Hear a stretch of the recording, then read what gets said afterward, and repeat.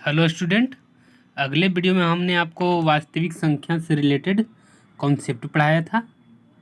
इस वीडियो में हम आपको कुछ क्वेश्चन कराएंगे। जो कॉन्सेप्ट हमने आपको अगले वीडियो में बताया है पार्ट 1 में, उसी से रिलेटेड मतलब उसी से संबंधित हम क्वेश्चन कराएंगे।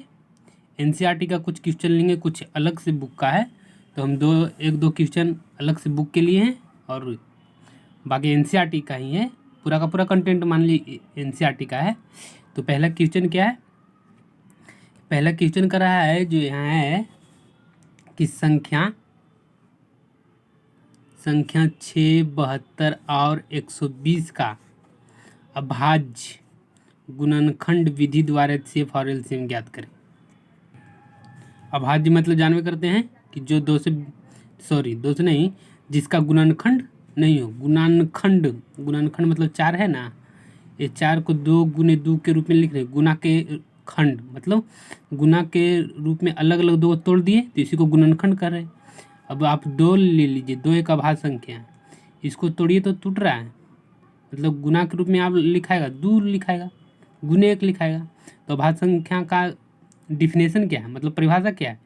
वैसी संख्या जिसका गुणनखंड स्वयं हो और एक हो, जिसका गुणनखंड एक हो और स्वयं हो, उसी को हम अभाज्य संख्या कहते हैं। अभाज्य गुणनखंड विधि द्वारा HCF और LCM यहाँ ज्ञात करेंगे। तो 6 है, 6 का अभाज्य गुणनखंड कैसे करेंगे? 6 का अभाज्य गुणनखंड,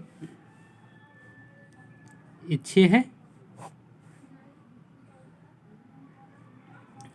6 है, 2 से लगा दिए, 2 से भाग दिए, 3 आए, फिर 2 से लगाए। LCM के जैसा करना है, 2 से नहीं कट रहा है, नहीं कट रहा है, तो 2 से नहीं लगेगा, तो डायरेक्ट अब गुना के रूप में लिख देंगे। तो 2 गुने 3, 2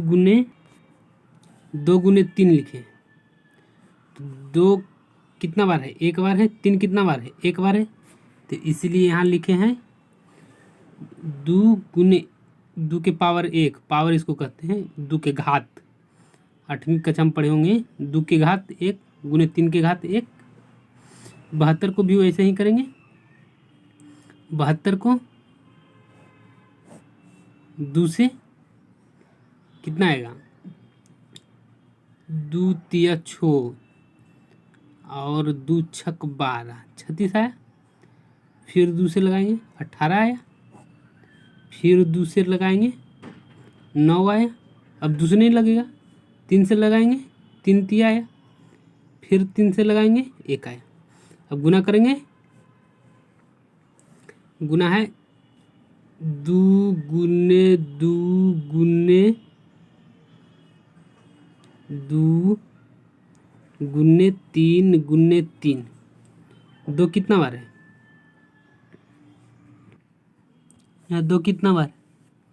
2 1 2 3 3, तो इसको 3 के 2 के घात 3 गुने 3 कितना बार है? 1 2, 3 के घात 2, ऐसे ही लिखें यहाँ 2 के घात 3 गुने 3 के घात 2। उसी तरह से 120 को इसी टाइप से कीजिएगा तो इतना आएगा गुणनखंड। 2 कितना बार आया? 3 बार आया। 3 कितना बार आया? 1 आया। 1 बार आया तो 1 घात हो गया। 5 कितना बार आया? 1 बार आया तो 1 घात हो गया। अब यहाँ पे HCF निकालने के कॉन्सेप्ट क्या बताए थे पिछले वीडियो में? हमने आपको बताए थे कि HCF तीनों में देखेंगे कॉमन कौन है, कॉमन उभयनिष्ठ मतलब कौन मिल रहा है। तो पहले देखेंगे सबसे कम वाला से मिलाएंगे। तो सबसे कम 2 के पावर सबसे ज़्यादा कितना है? 3 3, लेकिन सबसे कम कितना है? 2 के पावर 1। इसमें भी 1 मिल रहा है 2 के, इसमें भी मिल जाएगा 2 के पावर 1। तो 1 2 सब में कॉमन है। पहला तो ये हो गया। अब दूसरा मिलाएंगे 3 के पावर 1, 3 इसमें भी है, 3 इसमें भी है, तो 3 के पावर 1 मतलब कम वाले से पहले मिलाएंगे। ये नहीं कि हम डबल ले लेंगे, कम वाला मिनिमम कितना मिल रहा है? तो 3 ही मिल रहा है, तो इसमें भी 1 ही लेंगे, इसमें भी 1 मिल गया, तो ये मिल गया।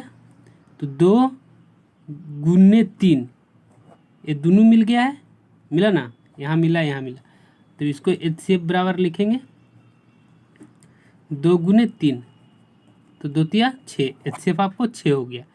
अब एलसीएम के लिए क्या कॉन्सेप्ट बताए थे?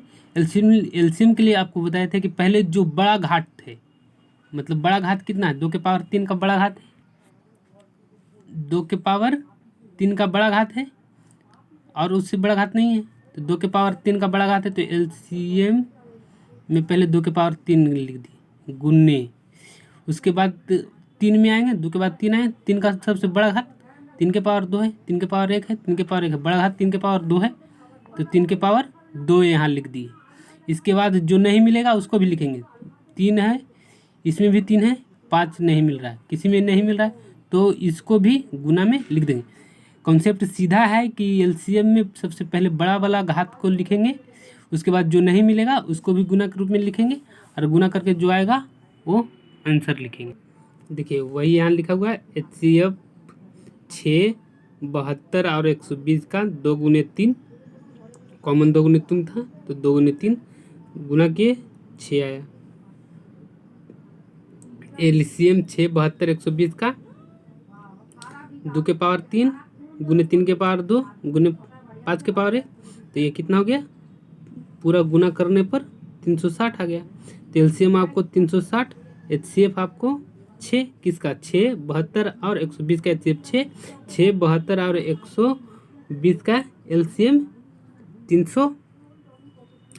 और एक बात और याद करने के, छठी क्लास में भी आप पढ़े होंगे, HCF गुने एलसीएम बराबर पहली संख्या गुने दूसरी संख्या।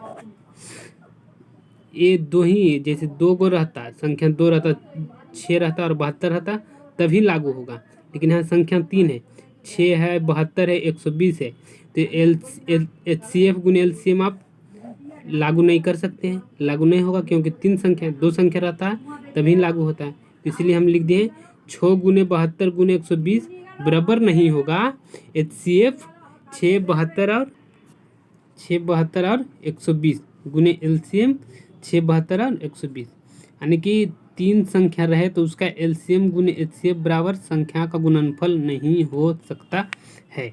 ये लागू सिर्फ 2 ही संख्या के लिए है, पहली संख्या और दूसरी संख्या, तीसरी संख्या नहीं हो सकता, इसलिए यहाँ बराबर नहीं होगा।